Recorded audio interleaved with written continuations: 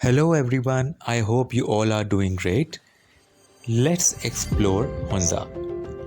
मगर उससे पहले देखते हैं रीकैप पिछले पार्ट का। सफ़र शुरू हुआ इस्लामाबाद से, जहां से हम बालाकोट में नाश्ता करने के बाद अपनी अगली डेस्टिनेशन की तरफ बढ़े, जो कि थी लुलुसर लेक। बीच में हम कुछ पॉइंट्स स्किप करते हुए पहुंचे लुलुसर लेक, खाना खाया मून रेस्टोरेंट पे और उसके बाद गए बाबूसर टॉप। बाबूसर टॉप से होते हुए फाइनली हम डे एंड तक पहुंच गए थे चिलास, जहां पे कोई ख़ास एक्टिविटी करने को नहीं थी, लिहाजा रात को हमने वहां पे डम शराज और इस किस्म के और कुछ गेम्स वगैरह खेले और सुबह हुंज़ा के लिए निकले। हुंज़ा के सफ़र का आगाज़ ही हुआ था कि हमें लैंडस्लाइडिंग की वजह से तकरीबन 3 से 4 घंटे रुकना पड़ा, क्योंकि ये बहुत ही मैसिव लैंडस्लाइडिंग थी।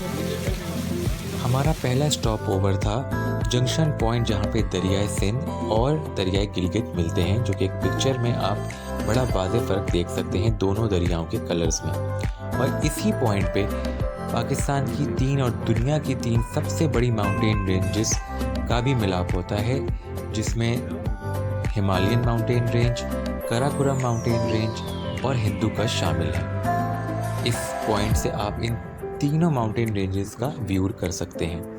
यहाँ पे कुछ देर रुकने के बाद हम रुके नागा पर्वत के व्यू पॉइंट पे, जहाँ से आपको नागा पर्वत का पहला व्यू मिलता है। वैसे तो फेरी मेडोज से नागा पर्वत तक आप ट्रैक करके भी जा सकते हैं। और नागा पर्वत की ख़ास बात यह है कि ये दुनिया की 9th लार्जेस्ट पीक है और सबसे डेडलीस्ट भी है। नागा पर्वत is also called the killer mountain, जिसकी रीज़न ये है कि 1953 से पहले तकरीबन 31 लोग इसको सर करने के लिए अपनी जान गंवा चुके थे और 1953 में पहली बार ऑस्ट्रेलियन क्लाइंबर ने इसको सर किया। वहाँ से होते हुए हम पहुँचे Rakaposhi view point. Rakaposhi view point पे आपको राकापोशी पीक का पहला व्यू मिलता है और ये दुनिया की चंद खूबसूरत तरीन पहाड़ियों में से एक है। It's the 27th highest peak in the world। ये पार्ट है काराकोरम माउंटेन रेंज का और वहाँ से निकलने के बाद हम फाइनली पहुँच गए हुंज़ा और गए अल्तित फोर्ट। अल्तित फोर्ट के बारे में मुख्तलिफ लोगों की मुख्तलिफ राय है, लिहाजा मैं आपको इसका बैकग्राउंड नहीं बता सकूँगा। वहाँ पे जो टूर गाइड होते हैं वो आपको अलग अलग बातें बताएंगे, लेकिन एक कॉमन बात जो सब बताते हैं वो ये कि अल्तित और बल्तित 2 कबीले थे इस वादी में, जिनके दरमियान हर वक्त लड़ाई जंग का माहौल रहता था और उनकी अब नस्लें ख़त्म हो चुकी हैं इन्हीं दुश्मनियों की वजह से। अल्तित फोर्ट के नीचे एक हुंज़ा का बेहद पुराना गांव वाक़ है, जो कि सदियों से वहाँ पर मौजूद है। ना सिर्फ ये, अल्तित फोर्ट की ख़ास बात यह है कि उस दौर में मुजरिमों को सज़ा देने के लिए फांसी नहीं होती थी, बल्कि उनको किले से सीधा दरिया में फेंक दिया जाता था। इन तमाम किलों के दरवाजे काफ़ी छोटे रखे जाते थे, ताकि अगर से कोई दुश्मन किले में दाखिल होने की कोशिश करे तो उसको देखा जा सके और वहीं हलाक कर दिया जाए। अल्तित फोर्ट में उस दौर में इस्तेमाल की जाने वाली कुछ चीज़ें भी मौजूद थीं, जैसा कि उनके बर्तन और इसके अलावा कुछ औजार।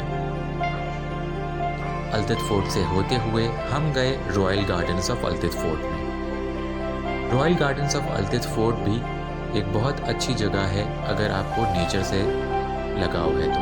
यहाँ पे आपको पीच, एप्रिकॉट और वॉलनट्स के दरख्त मिलेंगे। और फाइनली अल्तित फोर्ट से निकल के हम गए होटल। वहाँ कुछ देर आराम करने के बाद हम निकले रात को कॉफ़ी पीने के लिए। सुबह हुई हुंज़ा में इन खूबसूरत नज़ारों के साथ, जहाँ पे हमारी होटल की छत से मैंने ये वीडियो बनाई। हुंज़ा में आपको जगह जगह कुबानी के दरख्त मिलेंगे और ये दरख्त हमारे होटल में मौजूद था। अंगूर की बेलें भी काफ़ी वाफिक मिकदार में आपको नज़र आएंगी। शायद इसी वजह से Hunza is one of the best places if you are an apricot and grape lover. Hunza में डे 2 का आगाज़ हुआ पासुकोन से। पासुकोन्स, जो कि पासु विलेज में वाक़ हैं, एक बहुत ही फेमस टूरिस्ट अट्रैक्शन है। हाइट के एतबार से पासुकोन्स 7000 मीटर्स अबव हैं और इसके बिल्कुल ऑपोजिट है पसू ग्लेशियर, जहाँ से आपको बतूरा ग्लेशियर का रास्ता भी मिलता है। पासुकोन्स से होते हुए हम पहुँच गए the majestic and beautiful Attabad lake पे।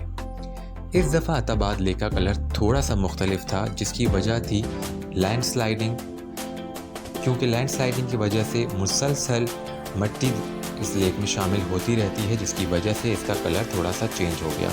ये पिक्चर्स हैं 2016 की, जब मैं फॉल के सीज़न में अताबाद लेक विज़िट की थी। आई होप कि अताबाद वापस अपने इसी कलर में आ जाए, क्योंकि इसकी खूबसूरती का ताल्लुक इसके कलर के साथ है।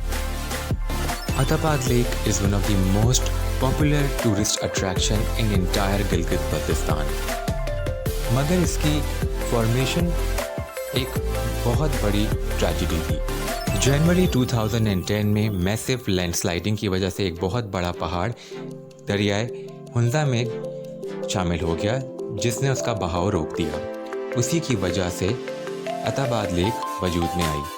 कराकोरम हाईवे का भी एक बहुत बड़ा हिस्सा इसके अंदर चला गया था और यहाँ पर एक गांव हुआ करता था, जिसकी असरात आपको अभी भी लेक के कॉर्नर्स पे नज़र आएंगे। अताबाद लेक से होते हुए हमारी फाइनल डेस्टिनेशन थी खुंजराब पास। खुंजराब पास पहुंचने के लिए आपको एंटर होना पड़ता है खुंजराब नेशनल पार्क में, जहां पे आपको सबसे ज़्यादा तादाद में मारखोड़ नज़र आ सकते हैं। ज़बरदस्त व्यूज़ से होते हुए हम फाइनली पहुंच गए खुंजराब पास, जहां पे हमें बर्फ़बारी भी मिल गई। It was truly a wonderful experience, और हाइट के एतबार से खुंजराब पास दुनिया का सबसे हाईएस्ट बॉर्डर है, which connects Pakistan with China.